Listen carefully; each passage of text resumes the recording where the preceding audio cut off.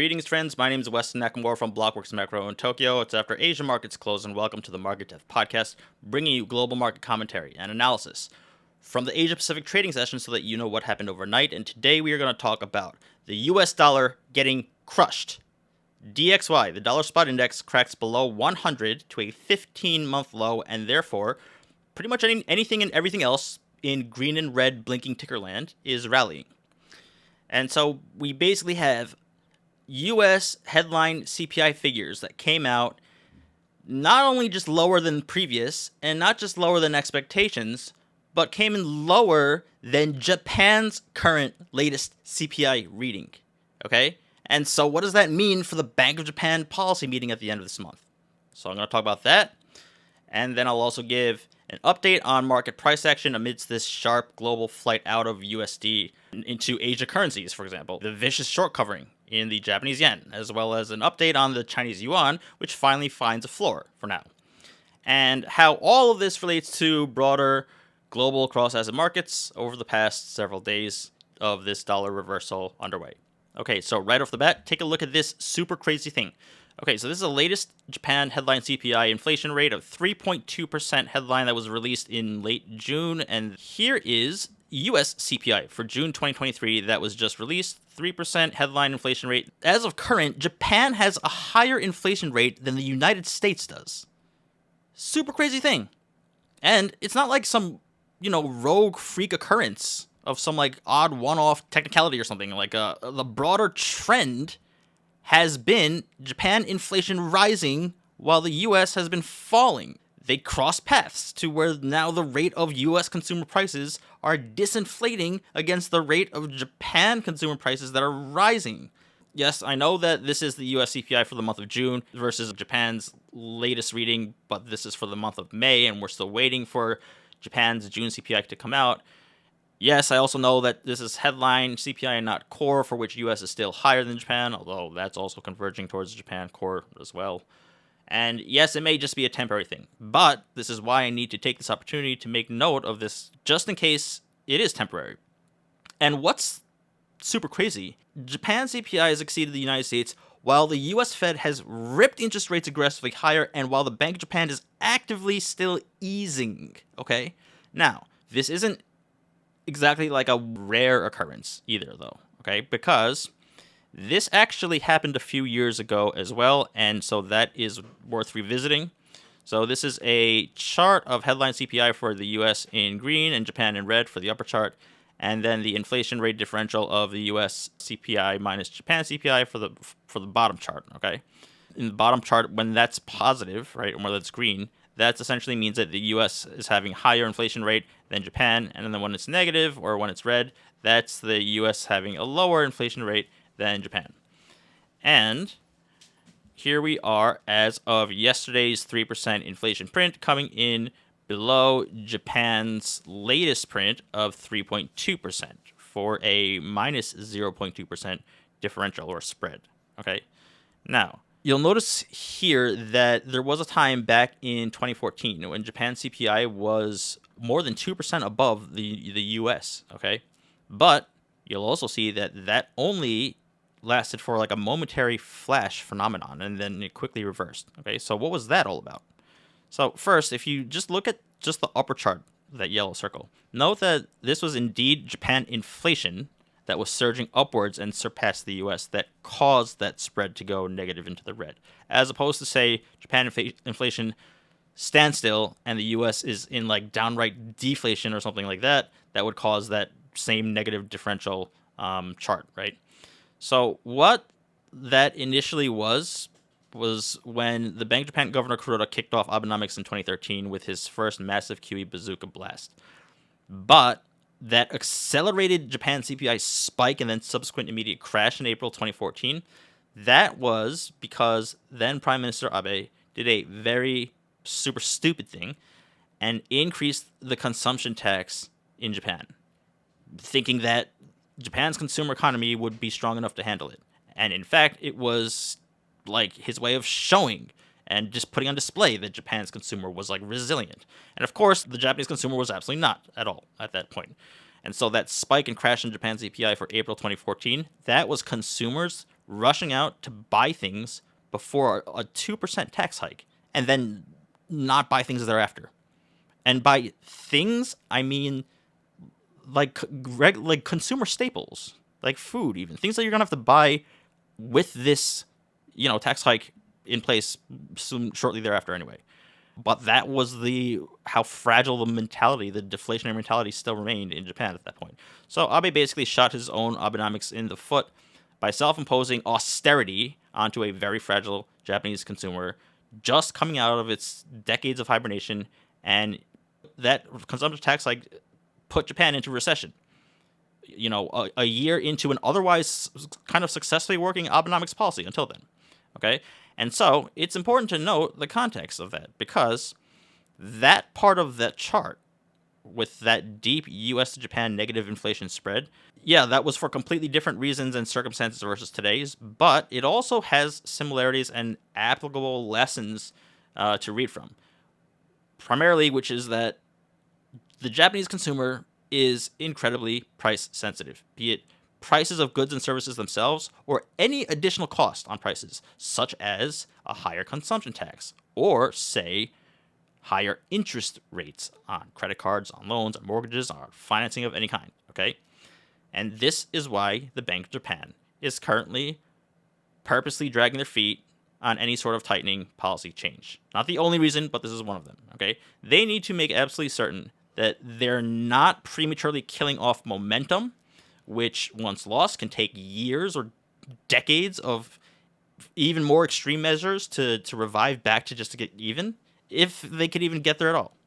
So before they dare tighten anything on the consumer, they need evidence that the consumer mindset is like a behavioral shift that had indeed changed kind of permanently, and it's not some temporary thing, okay?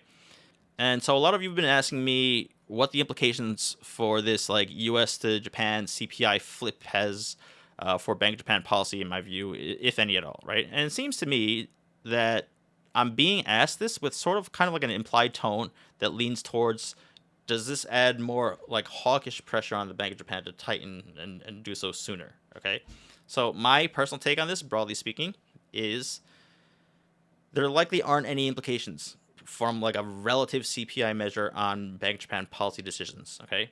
Because as I've always said, and I've always trying to remind people of, the Bank of Japan marches to the beat of its own drum. It doesn't do or not do anything because other central banks are or aren't doing something, okay? By which I mean Japan has been in a state of monetary easing in some form for decades straight consecutively this whole time.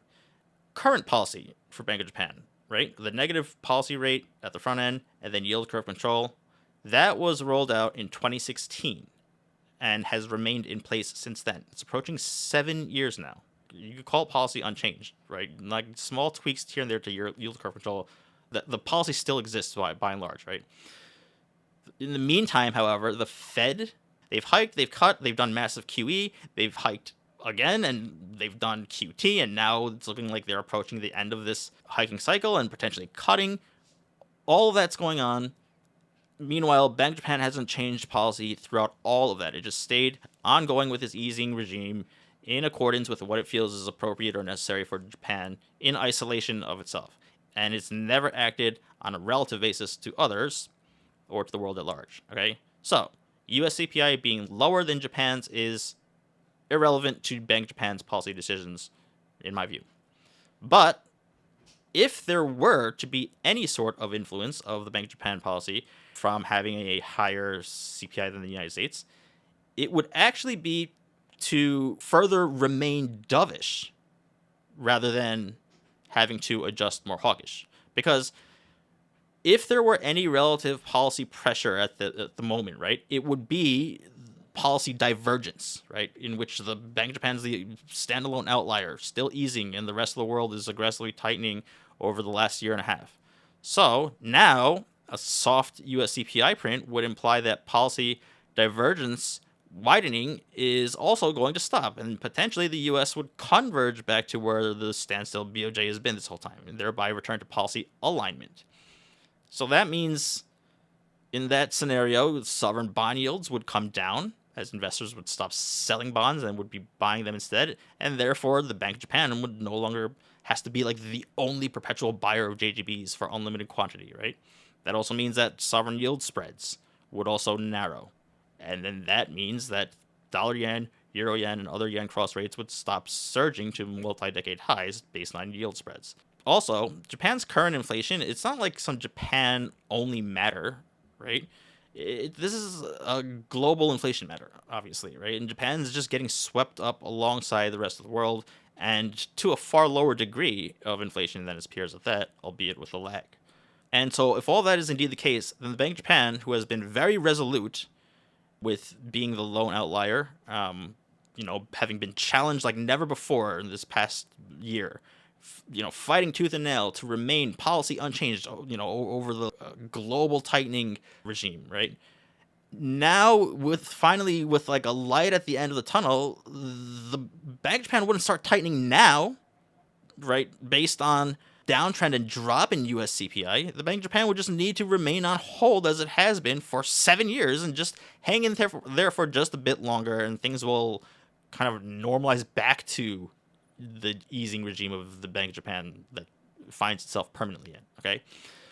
And as we can all see, at least thus far, the Bank of Japan does not change policy based on its own 2% CPI target, whether it's attained or not.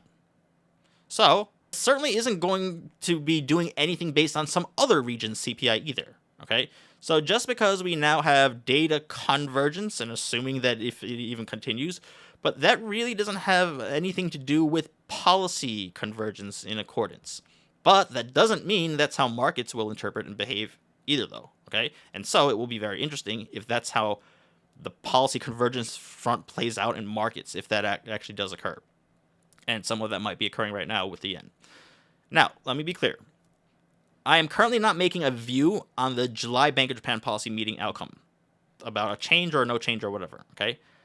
I have no call as of yet on that matter, and I won't have a view until we get closer, like as in like a day or two out from the meeting, because I need to see where 10-year JGB yields are going into that meeting, and there's still a lot of time between now and then. Because amidst the global bond rally and the yield collapsing that's going on this week, JGB yields actually went against the global tide and rose. They actually had gotten within like reaching distance of the 50 basis point upper band cap. And the reason this is happening is in part is like, the widowmaker trade shorting JGBs coming back as of late, as some of the yield curve control change speculation has been revived. Okay. And so that brings me to market price action on this turn in the dollar lower, or the surge in the yen that's currently underway. Just more broadly speaking, okay, across asset classes this week, in the aftermath of the US CPI data release, yes, we're seeing large risk-on moves in equities. We're seeing a bit in rates with yields getting slammed down and all of that, commodities rising. But FX, currencies, has been and is the standout asset class because USD is getting crushed by basically every other currency pair following that weaker than expected CPI reading out of the US. But again, that is with the exception of two currencies, which didn't actually have as much impact as one would expect upon this far weaker than expected CPI reading and this global, non-dollar rally. The Japanese yen and the Chinese yuan. And why did they underperform the rest of their global peers upon this CPI release out of the US? Because, as followers of the Market Depth podcast already know, the dollar had already been getting crushed for the past several days against the yuan and the yen in particular. As per my previous episodes of Market Depth, in which I discussed spot USD JPY move downwards, that has been driven by yen futures short covering and also monthly options expiry volatility triggered by US non-farm payrolls day last week on Friday. Okay, so you guys already know that, so let's just pick up from that point and do a quick update on the yen strength of this week, which has been pretty notable. This is an intraday chart of yen futures upon the US CPI release, and so you can see the reaction and the volume. And then here is the daily trading volumes and open interest on yen futures and options on yen futures for that day. And, this is that spike in trading volume that's corresponding to the US CPI release day. And so you can see that, indeed, this CPI move in spot dollar yen was a yen futures driven move. And so, as I discussed in previous episode, all of this has just been a continuation of an ongoing short covering happening in yen futures, as well as exiting in options on yen futures on elevated trading volumes. And all of that really began the prior Friday when U.S. payrolls data had triggered this cross-asset jolt in volatility to futures markets, as well as monthly options expiry that same day on Friday. And that had kicked off this fairly swift, sharp yen futures short covering over the course of the week that led to a 4% drop in dollar yen off of its year-to-date highs in just a few days, right? And so by the time we got to CPI release day, there was some more yen strength, but that's why there wasn't as pronounced a move, let alone a sustained one, relative to the other currency pairs in the post-CPI release moment. Because we already had a 4% head start, over several days leading into this. Now, maybe if this pre-CPI short covering hadn't been occurring, perhaps we might have seen all of this entire move condensed into a major intraday move in the yen. A potential 3 or 4% single day move in dollar yen from a genuine forced short squeeze on yen futures. And, given that the Aussie dollar, for example, made a 2% intraday move off of US CPI, and given the actual and realized 4% move in 3 days on yen futures that had taken place, that's why I'm saying it's a single day 3 or 4% yen rally could have very well happened. And if that had happened all condensed into one trading day as opposed to spread out over 3 to 4 days, which is still a very big move for a very short period of time on the yen, but all at once may have actually been too much too quickly and wreaked havoc across markets. Like another massive front-end U.S. Treasury yield curve plunge in March 2023 style and the kind of ensuing volatility, or just a very blindingly fast price indiscriminate yen carry trade unwind that hits risk assets downwards. I mean, we'll never know, but of course, very possible. So we can kind of thank that weird Friday non-farm payrolls and monthly options expiry volatility that kind of pre-opened the release valve in a very crowded yen short position that had existed. All right, so let's just go back to this post-CPI reaction across the Asia currency crosses against the dollar. So basically everything had rallied versus the USD, or USD had dropped versus everything. Very sharp move in Aussie dollar strength, as I mentioned. We also got the Korean won strength as well. And by the way, this chart captures the Bank of Korea rate decision, that occurred later, in which the Bank of Korea was on hold as expected, guiding for keeping rates elevated. And then I just went over why the relatively tepid dollar yen drop as a post CPI reaction. But then note this, USD CNH, the Chinese yuan. Dollar yuan did fall as well, right? The dollar did weaken against the yuan upon that CPI release, but not too much of a move at all. Now, yes, technically CNY is, pegged to the dollar, so it won't make a giant move in either direction just by structure, I suppose. And yes, the yuan also has been on, a reversal to strengthen over the previous days as well, although nowhere near to the magnitude of the yen reversal rally move. But considering all that, a 0.3% drop in the dollar against the Chinese yuan is pretty, measly given the size of the global FX moves that had occurred.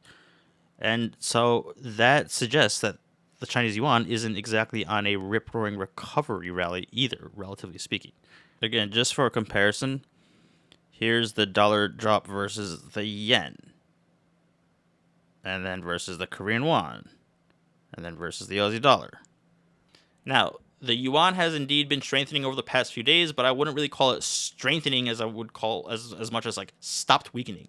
Because as you all know, my thesis on China's immediate term priority to stabilize the yuan downside above anything else, very much including large-scale stimulus measures that are badly needed, right? That's becoming pretty clear that that's what's actually going on, right? What the prerogative is, right?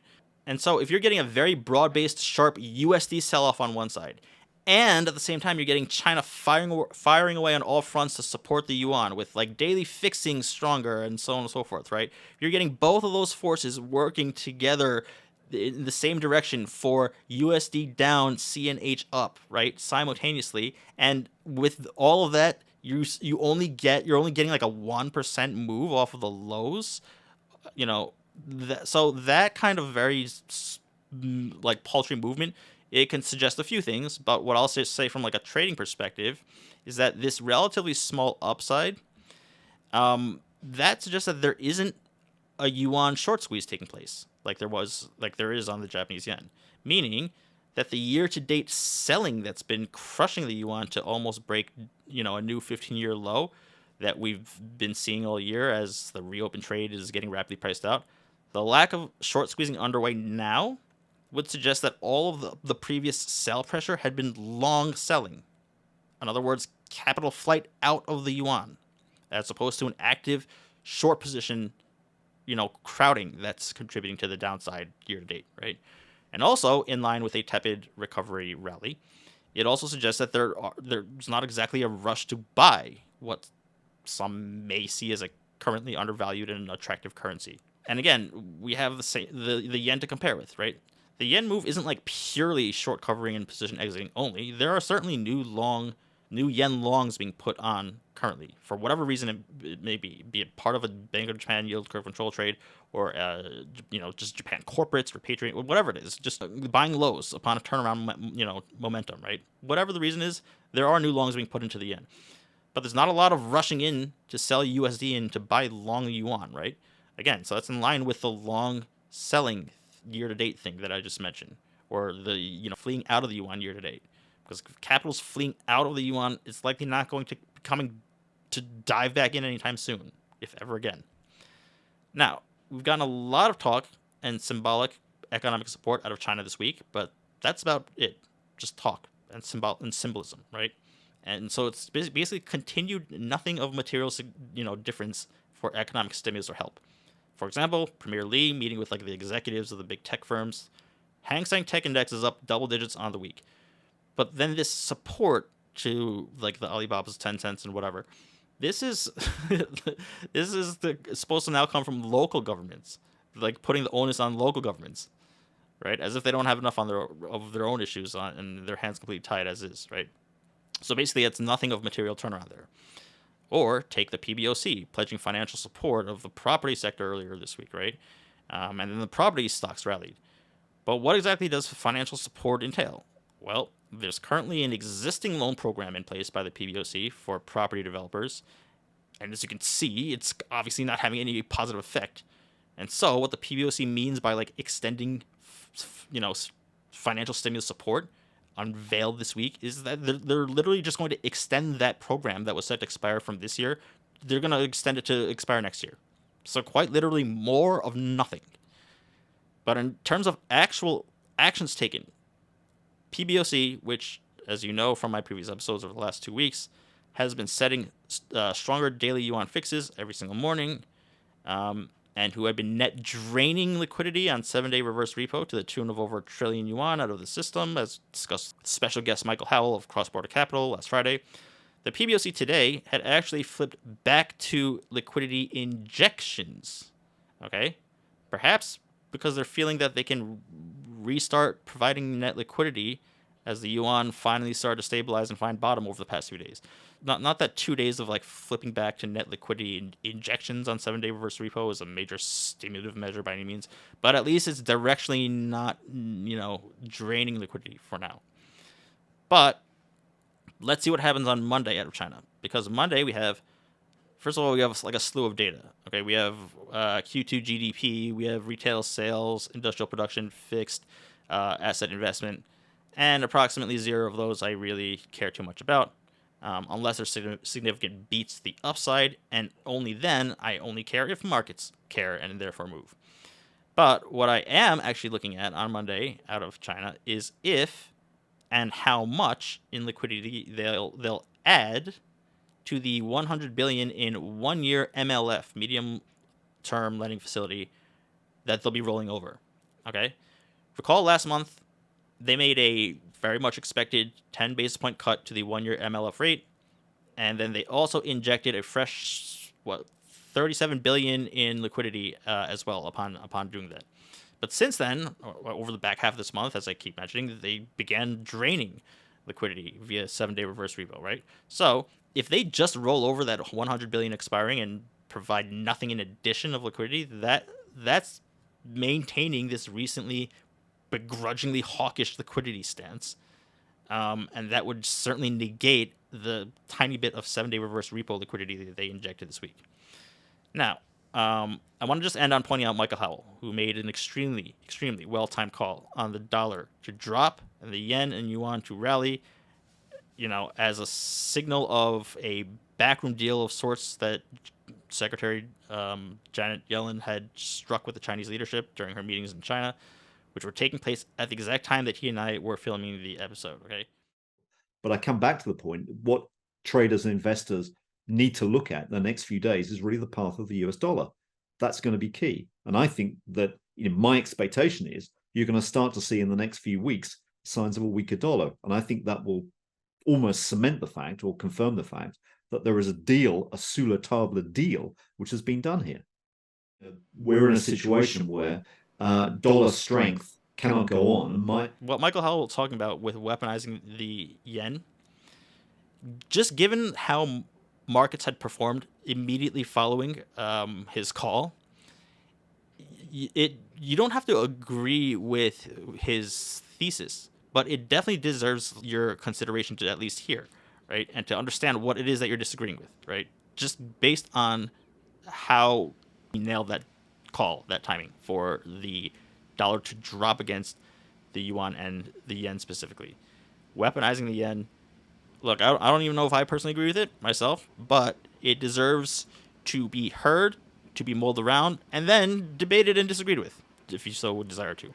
All right, so on behalf of Blockworks Macro, my name is Weston Nakamura. Thank you very much for following along, and we will see you next time. Thanks, bye.